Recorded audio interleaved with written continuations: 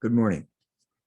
Today we're meditating on God questions, names of God that work for believers and atheists alike. And I want to tell you the story. A little while ago, must have been before the COVID, because I was on the road, I was invited to preach at two services at a Unitarian Universalist church in Spokane, Washington. And they asked me to talk about my book, Naming the Unnameable, 8 to 9 wonderful and useful names for God, including the unnameable God. And having interacted with UU people before, I know that there's always a percentage of participants in the congregation who would identify as atheist. And so in my sermon, and they're pretty generous letting preachers preach, usually give you about 20, 25 minutes. I went through some of the various names for God I have in this book, names from science, as well as from theologians, the names like flow and the mind of the universe and the self of the universe, and the enfolding and unfolding of everything that is. And God is, of course, beauty and truth, artist of artists, and mother and father, and so forth. Went through a number of the names.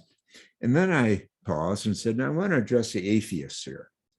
If there are any atheists here this morning, I challenge you not to be a dumb atheist or a stupid atheist, but be a smart atheist.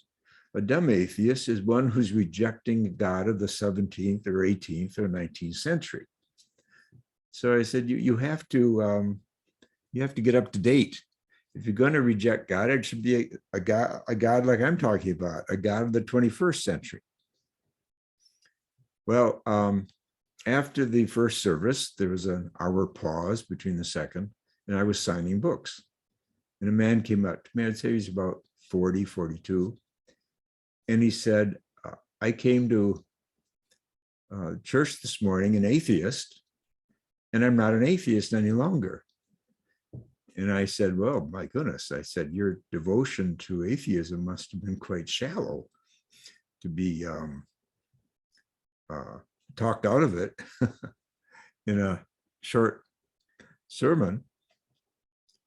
Well, he said, you really hit me hard, right? A bullseye when you said, don't be a dumb atheist or a stupid atheist.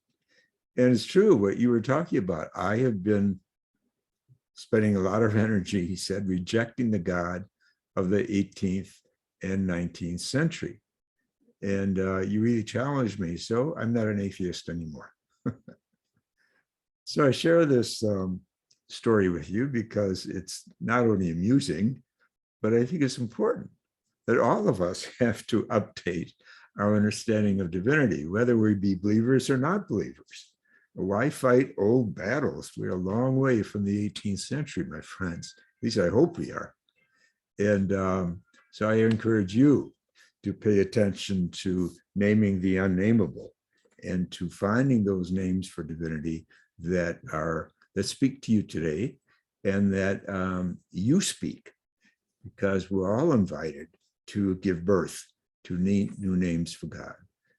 Remembering what Meister Eckhart says, all the names we give to God come from an understanding of ourselves, so that as we grow in our elasticity around a God talk, our souls also, hopefully, are expanding.